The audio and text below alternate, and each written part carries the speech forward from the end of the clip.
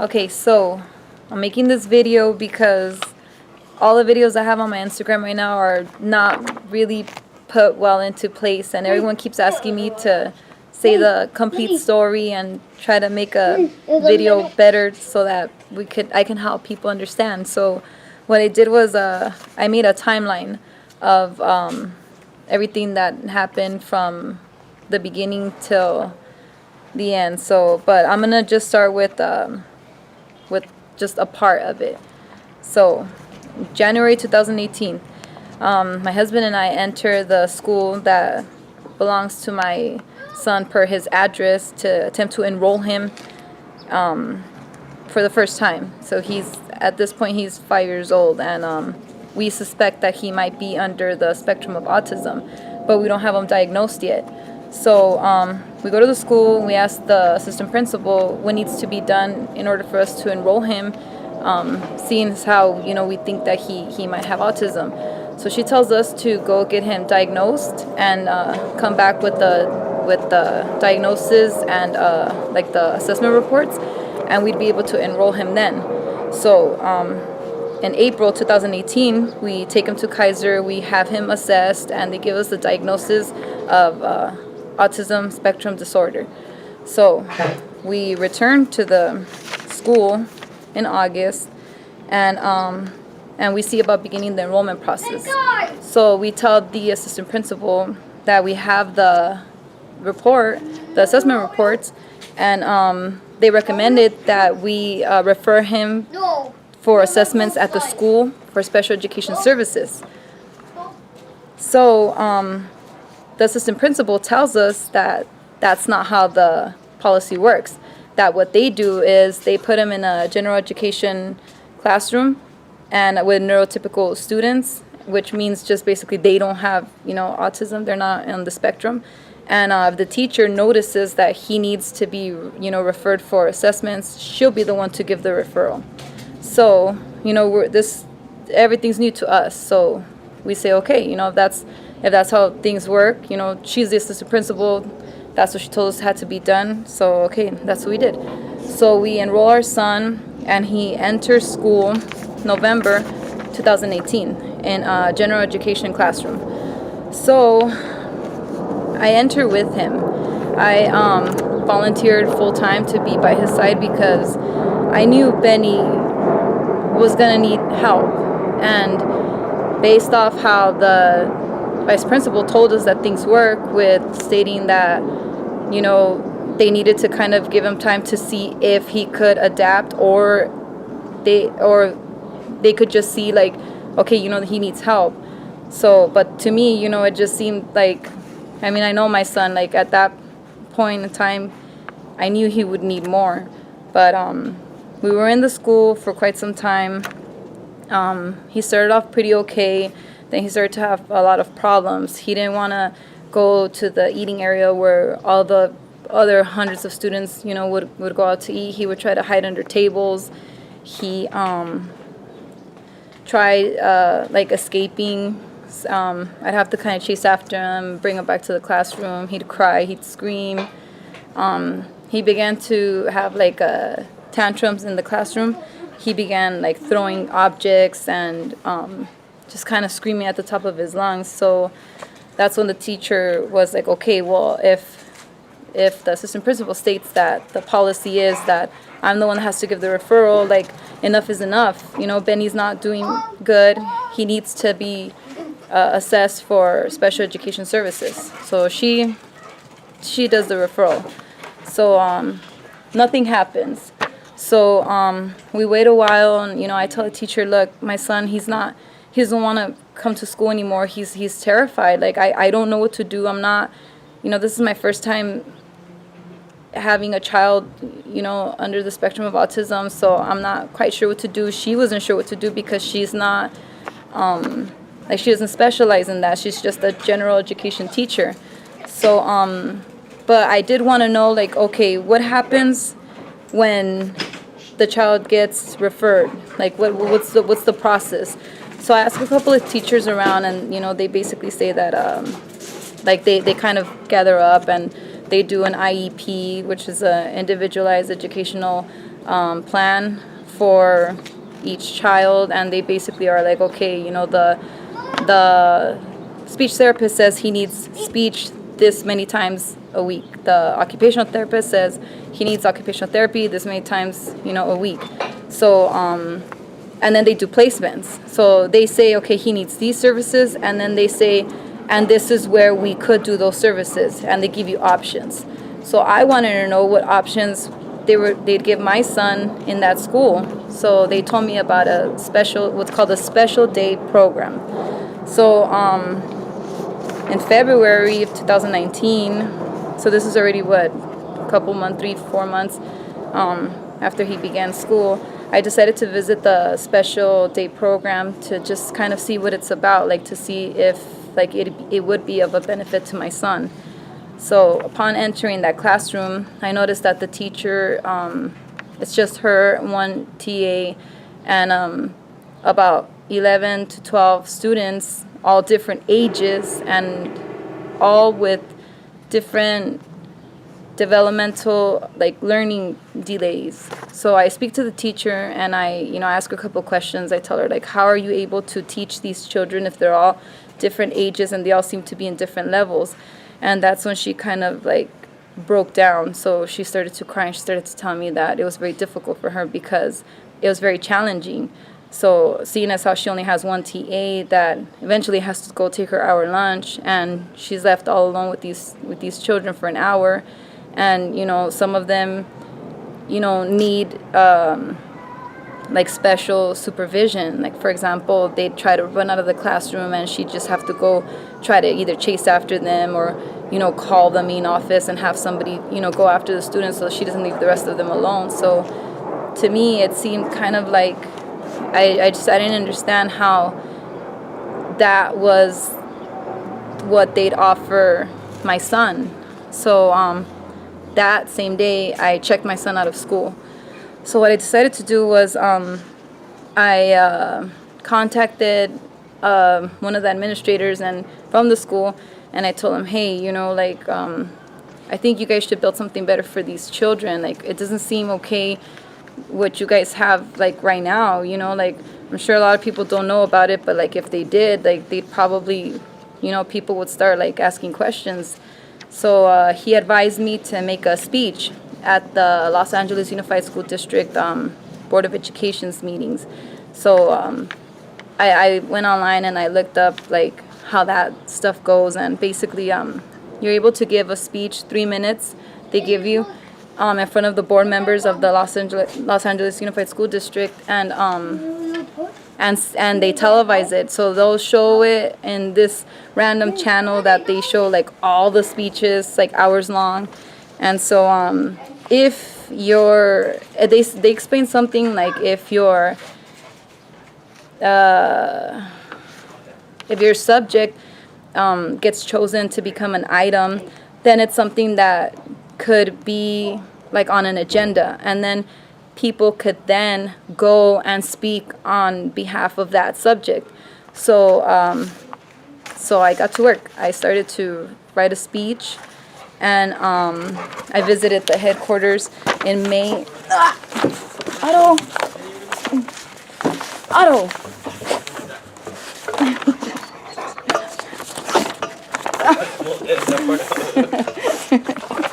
Come here. Hey. Get away. Hold on, should I push stop and then play? No, we can just edit. Okay. Edit that out. So, May 2019. No, I'm sorry. March 2019. I entered the Los Angeles Unified School District headquarters, and I make my speech. And in my Instagram, I have the speech on the Instagram. So I made the speech, and this woman approached me and asked if we could speak in private. So it seemed kind of weird when she pulled me to the side to ask me if we could speak. She seemed kind of bothered at the fact that I was able to get past this woman who was trying to go down the line asking everybody what their speech was going to be about.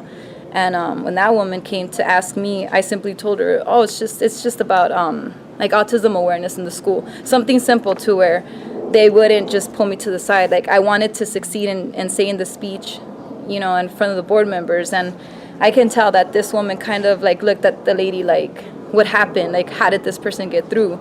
But that's just my point of view of things. But anyways, we enter this room, and she starts asking me like, hey, so, you know, like, you're saying that you need a better placement for children, you know, under the spectrum or with developmental learning delays. Tell me more about it. So I start to tell her what happened with my son, how the loud, you know, noises in the eating area was too much for him. He would try to hide under the tables. He'd have outbreaks. Like, he'd cry, he'd scream, he'd throw objects. And I told her how I had spoken to the assistant principal and I had made the referral to have him assessed. So she looked, immediately her face just kind of looked like upset. She calls the school right there in front of me, and she asks if they have any paperwork on Benny. And of course they replied no, they had no paperwork on Benny. When I made the referral, she had told me that the teacher had to make the referral. When the teacher made the referral, she still had done nothing about it. So they had zero paperwork on my son, Benny. So I tell her, you know, these kids need basically, like, they need one-on-ones. You know, they need like an area for their own, something a little bit further from the you know, the other children, like, so that they're not too overwhelmed. You know, I had already been reading books about autism. I can't tell you exactly, I can't explain it, you know, 100%, but I could tell you that, you know, they have like sensory challenges to where, like, lights are brighter than what, you know, you and I see, or sounds are louder than what you and I hear. And, you know, it's something that needs to kind of be addressed in a public school. So her replies were weird. I mean, it's just something that you don't think. First of all, this person was the assistant superintendent of the special education department. That was her. She's the one in charge of, you know, children with special education. So she kind of replies by telling me that if we built this, you know, place of wonder that I'm asking for, every other school would want it too. And it all came down to budget, and it would come down to jumping through a lot of hoops and, you know, climbing through a lot of walls. And, you know, it just kind of was like excuse after excuse after excuse. So, but she could see that I was not going anywhere. So I told her, look, just tell me what we have to do. Like, just tell me what I have to do to make this possible, because I don't think that this is an impossible task. I mean, if you tell me go and bring me back $5 million, like, I just want to know, like, what's the baseline, you know, just tell me. And so she can see that I was not going to just be thrown away. So she tells me, okay, what we could do is we could probably discuss a pilot program. She said a pilot program is basically a program that we can, something like we could do the little, you know, placement that you're asking, and if it works, we keep it, and if not, then, you know, it didn't work. So I told her, okay, great, let's do that, you know.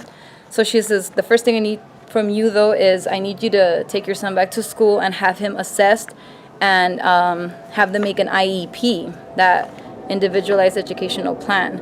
And she said that's the key for me to be able to do anything. Without that, I can't do anything. So okay. So I told her, okay. I go back to the school.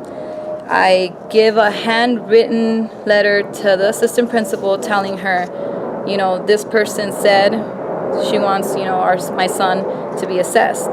That was in March. That was that same month, later that same month. So they begin the assessments. After his last assessment, which was, I think, by the school nurse, I started to kind of piece everything together.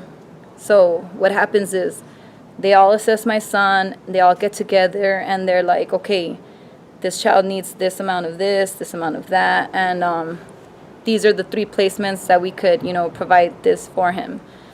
So, but then I start to think, okay, what would be the placements? I came to this woman to tell her that there's no proper placement for my son in his school, and she's telling me to go get an IEP. But an IEP, once you sign it, you basically are saying, okay, this is where we're going to put my son. So, it didn't make sense to me, because the placement I was telling her that we should build wasn't built.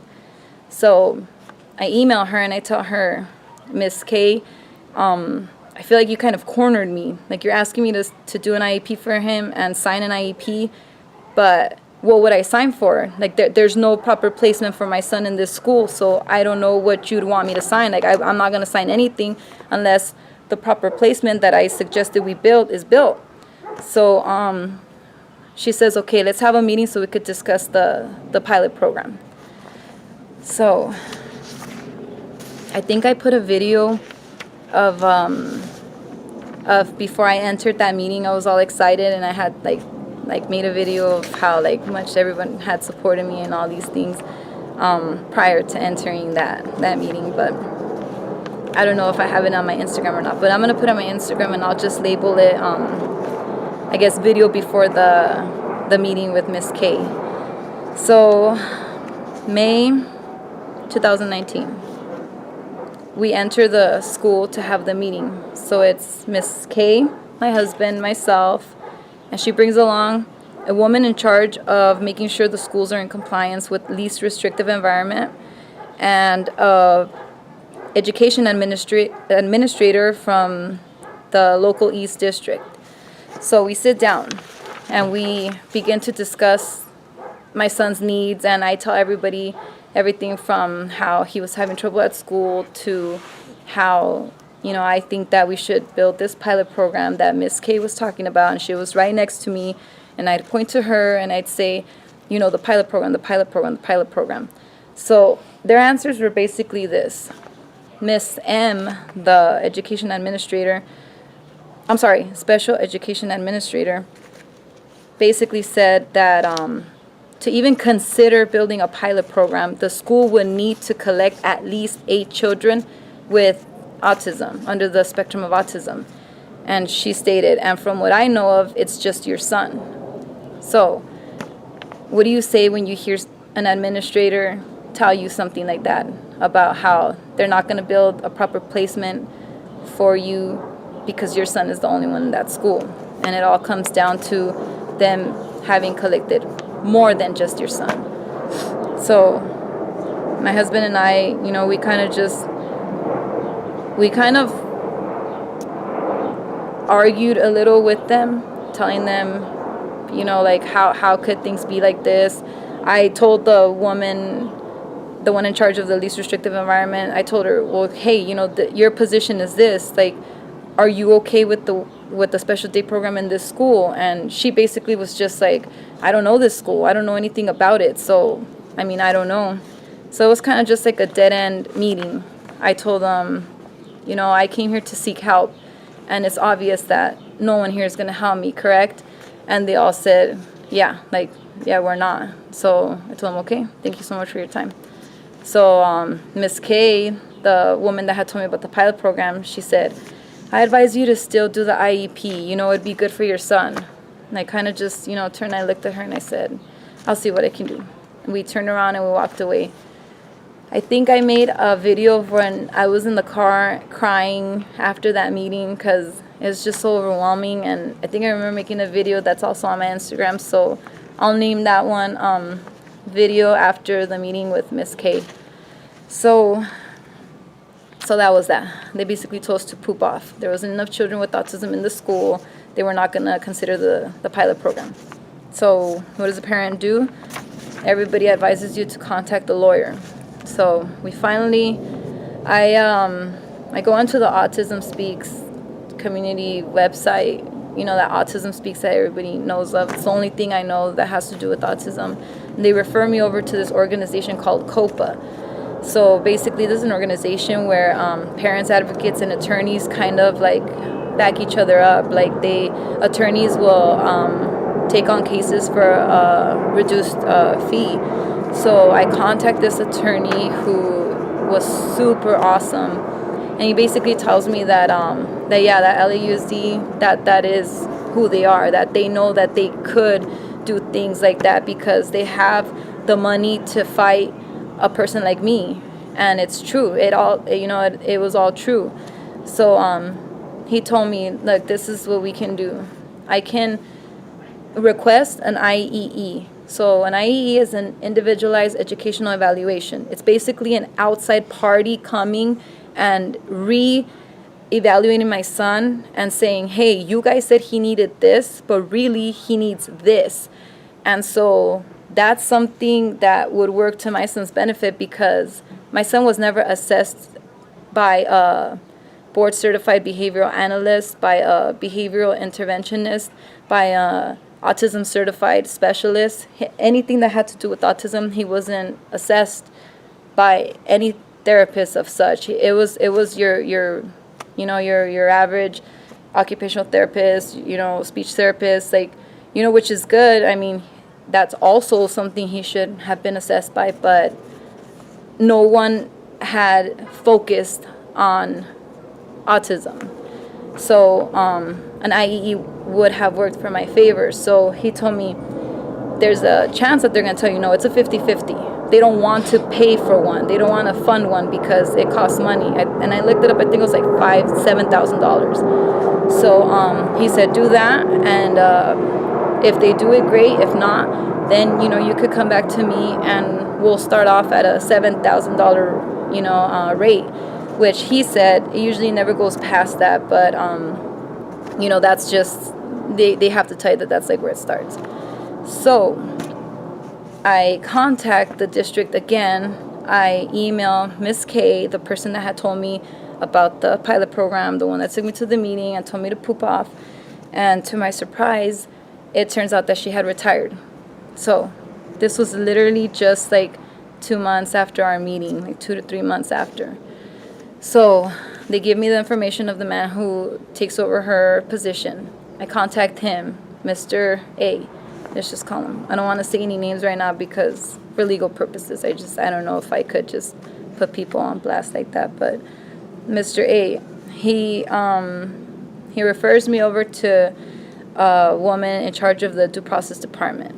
So her name is Miss M. So she contacts me and she's like, hey, what's going on? Like, what is this all about? Like, we have no idea who you are or why you're requesting this. But I guess when a parent requests an IEE, I'm pretty sure they know that it's because that they've spoken already to a lawyer or they probably know what's up. So they kind of sounded freaked out. So she tells me, all right, let's have a meeting so that you can tell us what happened. So here we go again. We have a meeting. We go to the school. We sit down with Mr. A, Ms. M, the principal of the school, my husband, and myself. And I tell them everything. I tell them everything from how my son was having a hard time. And this is the third time that I'm already explaining the entire story of what happened to my son in school to the district. So the only thing that comes out of that is Miss M says, look, I don't know about the pilot program. That's not in my department, but I can offer you a one-on-one for your son. But really, she's not going to be a one-on-one. She'll kind of be there like as an assistant to the class. So I tell her, like, no, that's not what my son needs. My son needs more than that. And the children who are in the special day program, they need more than that.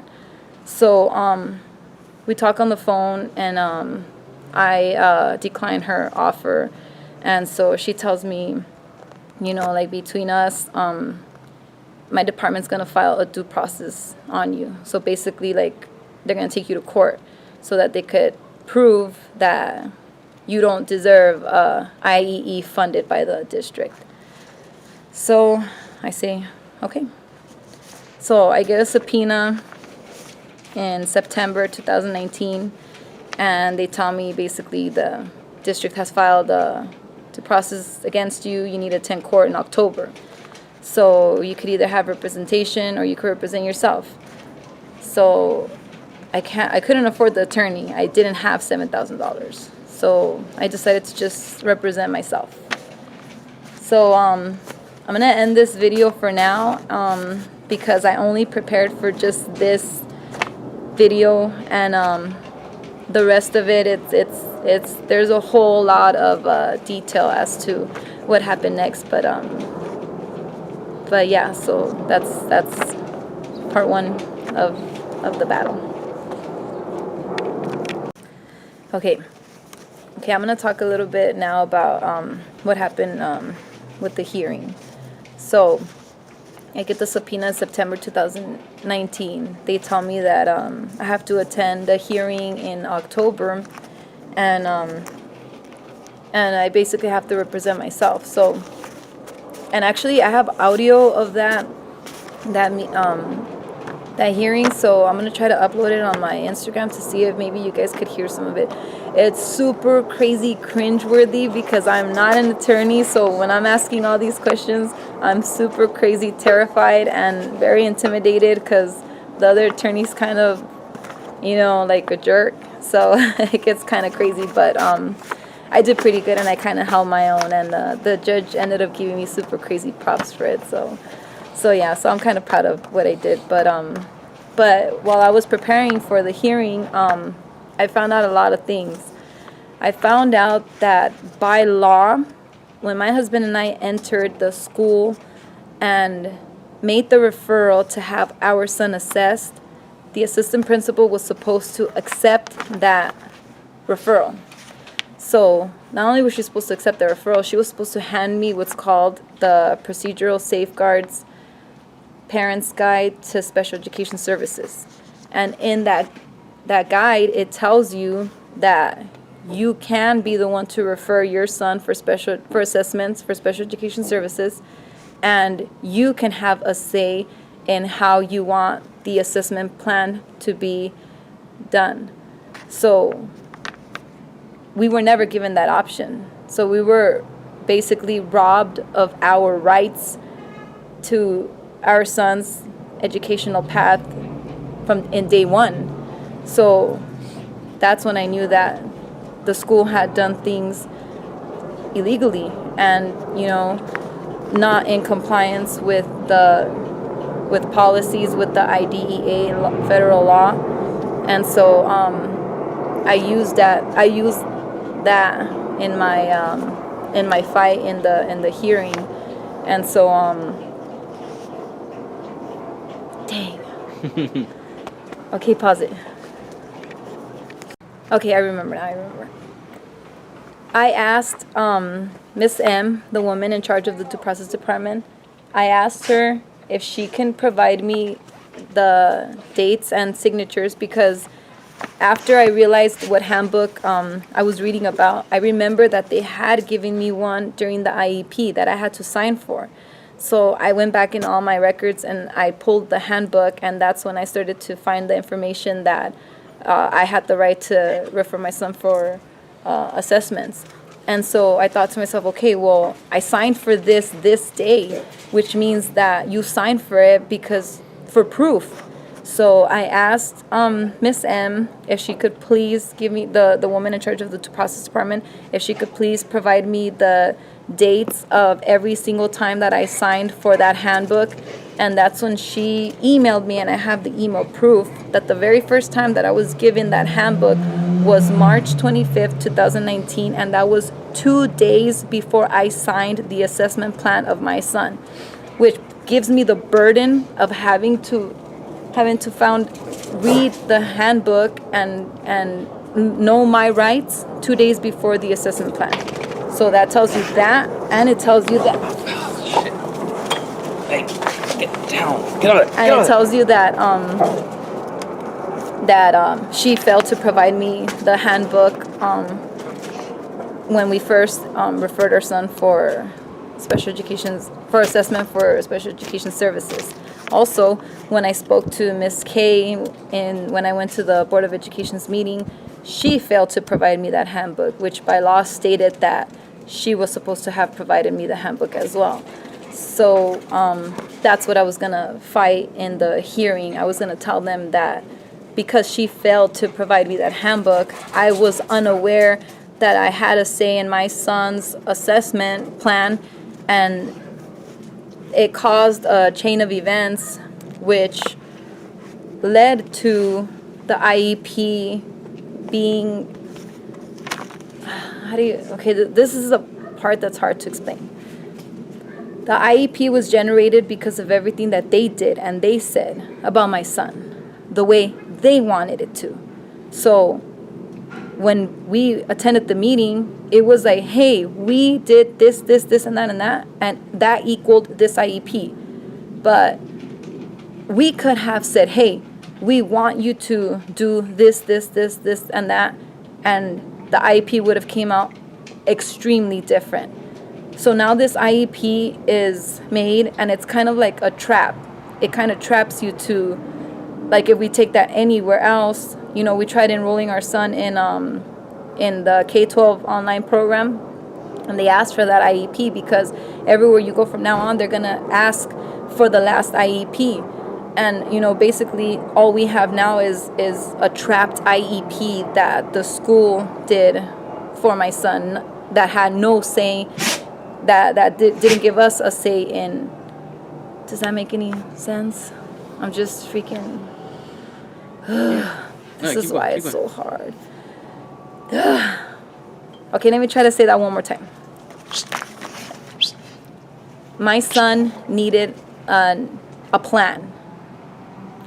So the plan is, we want you to put him here, and then we'll give him services this many times a week. Or we want you to bus him to a school that does have, you know, those services. Or he's going to just be in a neurotypical classroom, and we'll just pull him out a couple times a week and we'll give him services. That's what my son's IEP says right now.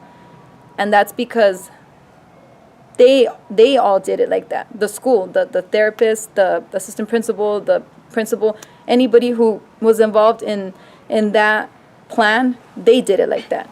We had no say in it because the assistant principal from day one said it's supposed to be done like this, which was a lie. It was a lie. The assistant principal of the school lied to us. It was not supposed to be done like that. And when I found out and I told Miss K, Mr. A, Miss M, about 7 members of the district, it was just kind of like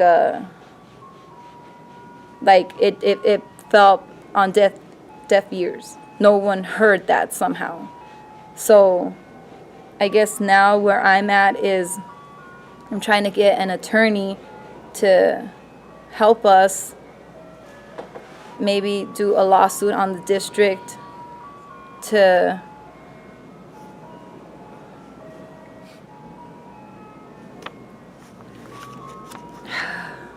start fresh our way, pretty much. All right? Look, honestly, I'm just gonna say the honest truth. I'm trying to sue the district so that I could pull some money out, and actually, no, I don't want to say my plan because I don't want to give them a heads up. If you want to just end it there, though, just... Okay, I'm just gonna end it here. I'll probably redo this last video because I don't think I did a good job in it. I'm sorry. I'm not good with this stuff, so. Okay, everyone. I'm not good with these videos. I'm terrible at it. Every time I speak to someone, I get super nervous. I'm not good with public speaking. But I know what I feel, and I know I'm saying the truth of everything that happened. I'm not good with lying. I'm not good with making these videos. You know, it's because everything I say is the truth, and it's just gonna come out. And I'm not good with editing, so I'm literally gonna put these videos online how they are, even with my dog smashing my face like that. I'm always gonna just tell you guys, you know, how it is. And how it is honestly, my husband and I got super screwed over by the Los Angeles Unified School District, and that's the honest to God truth. And you know, I'd have to take a complete entire day of your life to explain to you in full detail everything that happened, you know, and I can't do that. I can only make these crummy videos that probably are not, you know, I don't explain myself good, but I'm gonna post them anyways because eventually I'm going to learn how to say everything the right way. Eventually, hopefully. I mean, I don't know, but if not, hopefully you kind of got something out of this. And if you guys have any questions, you guys can email me. My email's up on the thing. And for now, I just want to tell you guys, thank you everybody for your support. And I'm gonna do an event. It's called Ciclavia. It's I could put the information on the Instagram for whoever wants to kind of join us. We're gonna try to do a fundraiser to raise money for the attorney, because that's like basically the next step. But I'll just do videos here and there, and I'll just keep you guys updated with everything that happens. I'm just gonna try to throw in all the videos that I have. Maybe you guys probably could piece everything together, but yeah. To my family, I just want to tell you guys that I love you guys so much, and I know that your guys' prayers are what's keeping me going, because man, this sucks. It's been super hard. They push your kid around, and it's like, it just sucks. Like, that's not what you want, for your kid, especially when he's already going through so much. This whole autism thing, it's hard. It's hard to explain, but it's basically like a demon that just is trapping your child's brain and crisscrossing all like his sensors, and he sometimes doesn't know how to deal with it. And as a parent, just seeing him go through that just in his daily life, it's sometimes kind of too much to bear. And this is not just my son that's going through this. This is all those children, in the school right now. And I could only imagine how many more children this is happening to, like, not just autism, but like they're not giving them the services that they deserve. Well, as a matter of fact, now that, I'm talking to you guys about this, I requested what's called a district validation review. Basically, it's somebody from the district goes and they do they investigate if the school is in compliance with special education, like services that they're supposed to be providing and stuff. And I'll put on my Instagram the results of it, because I found out that there's this thing called the Public Records Act, which basically it's like we have the right to request a whole bunch of information from any I forgot what, like any government and place that receives funding from like federal funds, something like that. But so, well, in layman's terms, I could ask the district, I could request a whole bunch of information. So I requested that district validation review, which is kind of like grades that they give to schools, like to see how they're doing, with compliance. And the results are super crazy shocking. So I'll post that on the Instagram. Another thing I requested from them was how many children are currently being bused out of Independence Elementary. I'm sorry, crap. Damn. Okay, I'm going to have to edit that part out. So, how many children are currently being bused out of the school that my son is supposed to attend? Because, as Ms. M stated, there needed to be at least 8 children collected. So, if they're busing them out, then they're not collecting them. So, I requested that information, and the numbers came back that there are 14 children under the spectrum of autism currently being bused out of the school that my son belonged to, per his address where we live. So I emailed Miss M, and I didn't tell her what I had in the results or anything. I asked her, where did you get this information from? Like, you stated at this meeting that we went to that you would not consider a pilot program, and the district will not consider a pilot program because shortage of children under the spectrum of autism. I want to know where you got this information from, because if it's something that I could request, make a Public Records Act request, I want to do so. And basically she came back saying that she never said such a thing. So, and this, I have all the emails of all this, so that's another thing that I want to get that attorney for. So yeah, I wish I could speak, better on video. I wish I could explain myself better, but I can't. As much as I try, I can't. I'm super crazy terrible at it. But yeah, there's that event, and then March 22nd, I'm supposed to go on air at a radio station to talk a little bit about the story. So this is why I'm making these videos too, so that people could kind of like see a little bit of like what's going on. But 'cause I'm so bad at it, I don't know if I'm succeeding in anything. But yeah. So I guess that's it.